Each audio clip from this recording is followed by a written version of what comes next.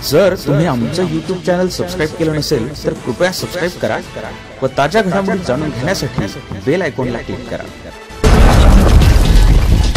शिरपूर वरवाडे नगर परिषदेच्या विविध समिती सभापतींची निवड बिनविरोध झाली असून आमदार अमरीशभाई पटेल यांच्या मार्गदर्शनाखाली 1985 पासून बिनविरोध निवडीची परंपरा कायम राहिली आहे।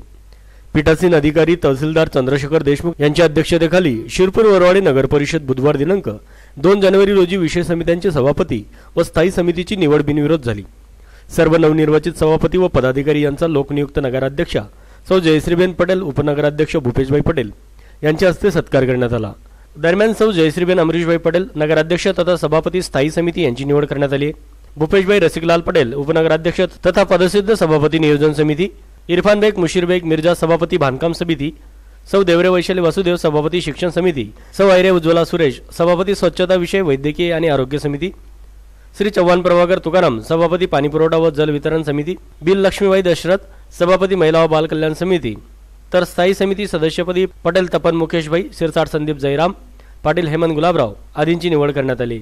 सर्व विषय समित्या सभापती सदस्य स्थायी समिती या प्रकारे विविध समित्यांचे सदस्यांची निवड करण्यात आली।